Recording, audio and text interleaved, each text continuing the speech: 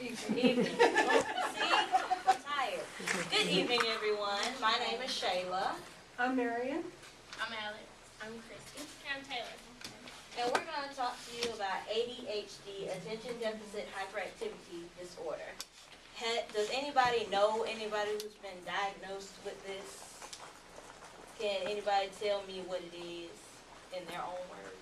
In a way, it's just like difficulty focusing on like a task, and it's not just like that one task. It's like several different tasks, and the fact that like if somebody is shoveling papers over here, that shovel of papers, which won't bother anybody else, will end up like they just can't do it. Okay, anybody else have anything to add? Or someone that can't stay still, they always moving, they just hyperactive. Yeah. Sometimes it helps, it prevents them from learning just from having that. Okay. All of your definitions were correct. And kids who have ADHD act without thinking. They have trouble paying attention, noticing details, and have trouble sitting still, focusing, and it makes it very difficult to learn, like you just said. And it affects about 8 to 10% of all school-age children. And the first video we're going to show you is a family whose son has ADHD, and it pretty much just displays how they handled it, which isn't necessarily the right way. So watch the video and then try to think of ways that they could have went about helping.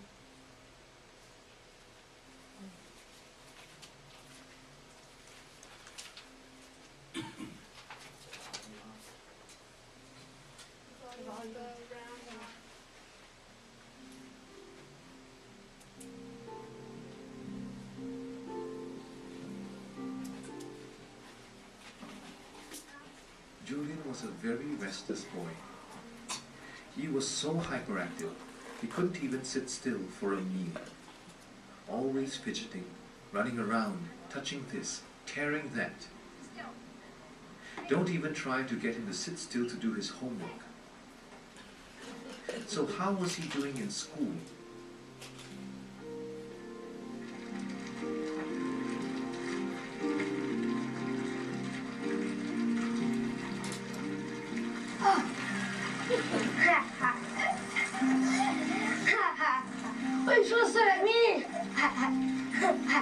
Needless to say, he wasn't coping well, and his parents were at a loss as to how to deal with Julian.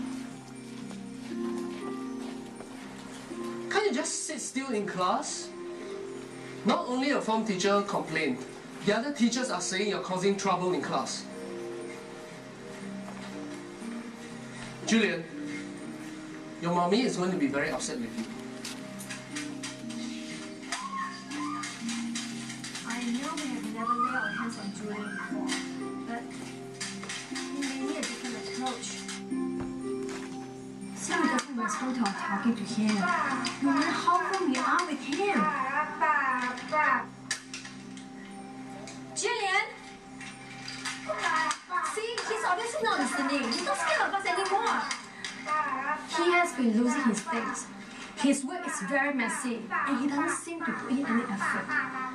He is easily distracted, and the teachers say that he plays all the time. We have changed his school to give him a new environment, but nothing seems to change. Nothing seems to work. You know, every teacher who has taught him is saying the same thing. That Julian is a difficult student, and he is destructive in class. I dread being called up by the principal for another of those pep talk again. But you know how I feel about kidding, right? Maybe this is what he needs now. He needs to know what is right and what is wrong. Try to talk to him one more time.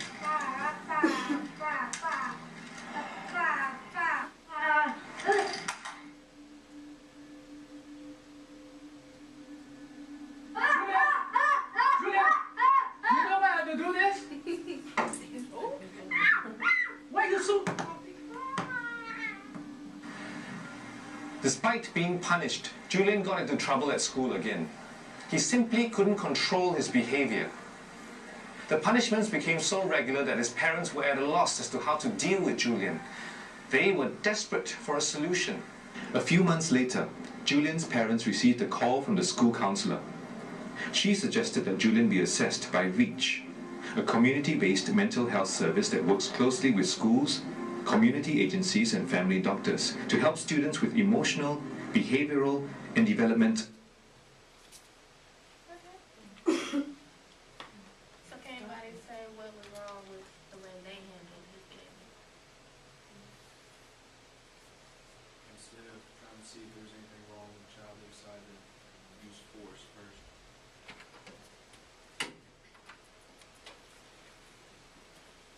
So one of the positive things that we came up with having an ADHD child in your classroom is that it makes you as a teacher have to be prepared. You have to be prepared weeks in advance so that you can communicate with their caregiver into what the assignments are and how the class is going to see those assignments through in the classroom.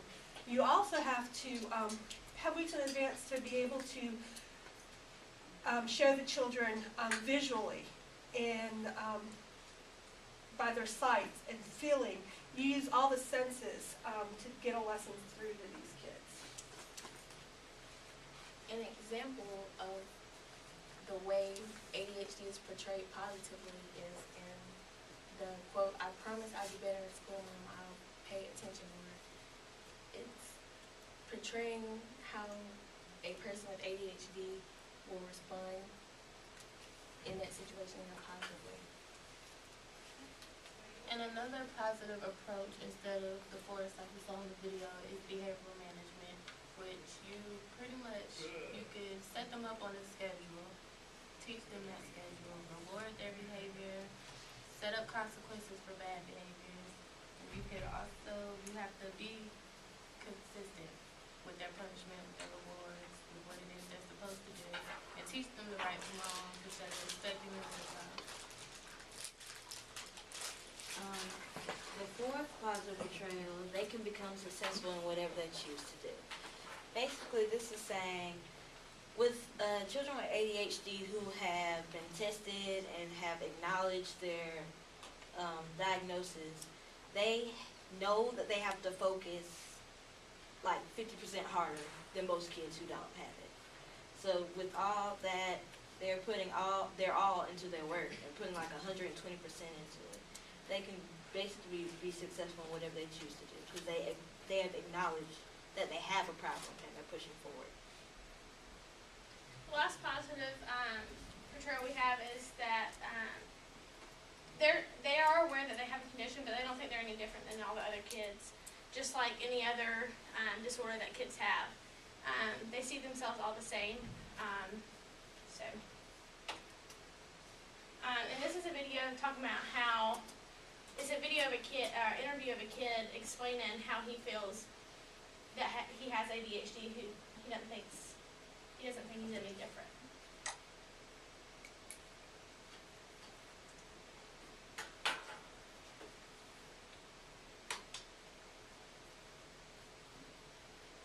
So it sort of feels like normal, but you don't know that you're not really normal. You just feel normal to yourself, but not really normal to other people. Okay. And what does it feel like in your body when you haven't had any medicine or anything? It feels like this hyper fire. It never goes out. They always push the water on it. It never goes out. It keeps burning. It's just like this campfire. It just keeps going. Okay. How does your brain feel? Weird. Just nothing. It's just regular. It Okay. feels regular. And then what does it Well, feel? at least regular to me. Yeah. What does it feel like after you've had medicine in your body for an hour or two? Same thing. It doesn't really feel different. It just changes the way other people feel about me. I don't feel any difference. And how do people feel about you when you have no medicine? They sort of get a little bit hyper with me. Well, if you're talking about my friend, Yeah. well, me and my friend, well, we sister, and they all try to calm me down. And their mom's like, I just get hyper sometimes. And does it work when people try to help you calm down? Not exactly. Okay. What can people? Dang, that's it. Yeah. Like he just, I mean, you know, as you see there, like he doesn't think he's any different. Like he knows that he has it, but you know, he's going to be the same either way, even if he doesn't think he's different. He's going to be the same exact way. The first negative that we saw was that children who have ADHD, sometimes they get teased a lot in school, so therefore they isolate themselves, and we actually found a poem to go along with this. It's by a little girl named Lindsay who has ADHD, and it's about her isolating herself. It says, look up and down, look all around. I'm a suffocating bubble that can't be found by anyone else, if only there were me. I'm just a kid with ADHD. Is it my tears or just my mind that makes this bubble so hard to find? This colorful world only seen by me, seen by a child of ADHD. I fought so hard to pop this thing. I kick and scream and pray for wings, to fly away so I could be free, free from the hell of ADHD. When I fought, it seemed so small, this bubble of mine, these closing walls.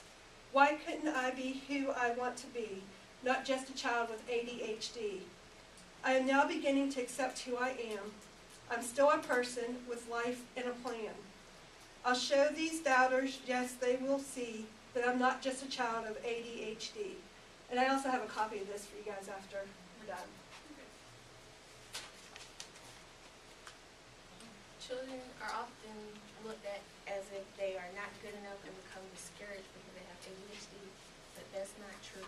Children with ADHD, they are as good as other students without it. And children with ADHD are sometimes verbally abused, and they're not really taken too seriously. Like, there's been cases where teachers have become frustrated with a child with ADHD, and they're fussing and yelling, the child is crying, and they're still kind of breaking them down instead of trying to calm them down.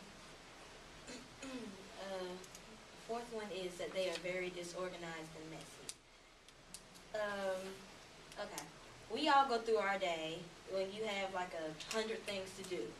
You are cooking dinner, you're taking care of your kids.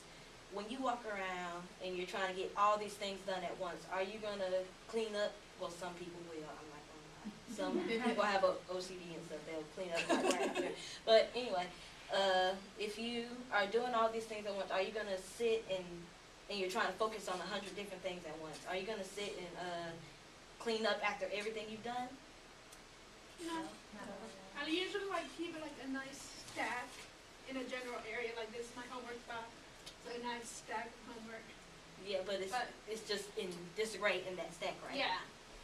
That's how it is for children with ADHD. They are focusing on so many different things and they're getting distracted. So when they're getting distracted, they just drop whatever they're doing at that moment and go do something else. So that would be why they're disorganized and messy. It's not on purpose. Sorry. Kids with ADHD, they're normally disruptive and aggressive. Like the guy, like the little boy said, whenever he gets hyper and everything, he messes with his friends, trying to get his friend to be hyper with him. But, you know, and the teachers are trying to calm both of them down. But when they're trying to calm the kid with ADHD down, it's just going to make him want to be hyper even more. So.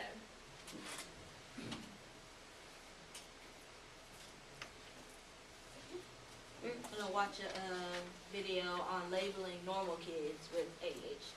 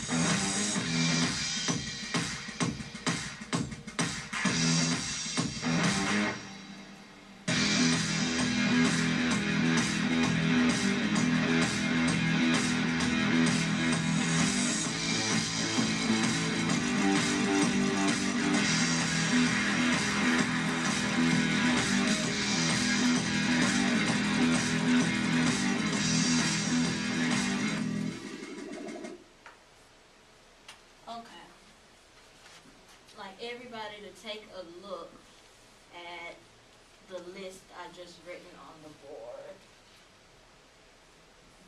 Can everybody see it? Because this marker is kind of... You need more markers. I'll just read it because it'll just take a lot more time to write it again. All right. The checklist for checking if a child has ADHD. Often on the go. Acts as if driven by a motor. Runs or climbs excessively and has difficulty playing quietly. Now, Erin, you work in a daycare. You work with 3-year-olds and up. How far? Well, 4 and 5 is what I was again. 4 and 5. Going by this list, who would this describe? Every single child. Exactly. That's often a problem with the checklist because depending on their age, most children are going to act like they're hopped up on candy. It's just natural. So if you have kids in your class that you believe are ADHD, don't just go off and tell their parents, hey, I think your kid has ADHD. Take it a little bit slower. Refer them to, depending on where you work, where I work, you defer them to the family advocate. But I think if you work in the Bibb County system, you would refer it to the counselor. Don't just jump ahead. Don't skip steps. Don't just assume, oh, this kid is always jumping, running. He has ADHD. Because that might just be only in your classroom. Exactly. And that's how, like, with a lot of kids these days, parents think that medication is the solution for everything. So they get their kid tested and they say, okay, well, my kid has ADHD, how can I fix this? And they give them prescription medicine, but most of the time, like, I had it and I tried to take the medicine and it did not work at all. Yeah. So I was like, Mom, I'm not going to take this. So, and most of the time kids grow out of it, but, medication is not the only solution to that. It's teaching your kids how to, the proper ways to live and act.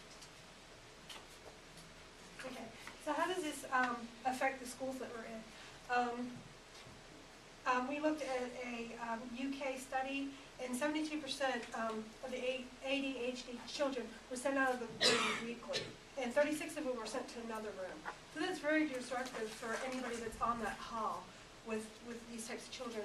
And they also polled the children and found out that most of these children get really angry and very upset, and they get fed up with the school system, which means that there's a lot of people that are not reaching their full potential because they are just giving up on themselves because everybody else around them has given up on them. How should teachers address the negative portrayals is they need to address the behavior to the students of what they do accept and what they don't accept in the classroom.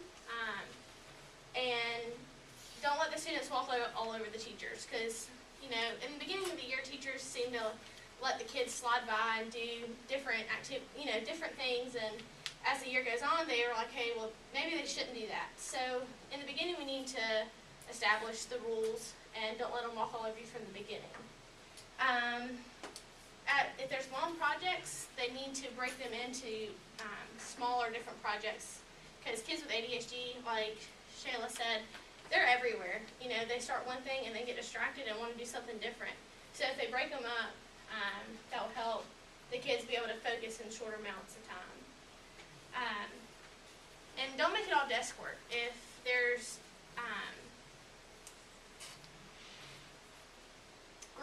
group assignments, make sure there's stations, and let the kids go to different stations, walk around, and actually do the work that's not at their desk. And timeouts should be enforced to kids only who are being aggressive and disruptive, because otherwise, if the kids are just not doing their work and you put them in timeout, they're going to want to go in timeout and not do the work. So if so only put the kids in timeout if they're aggressive and disruptive.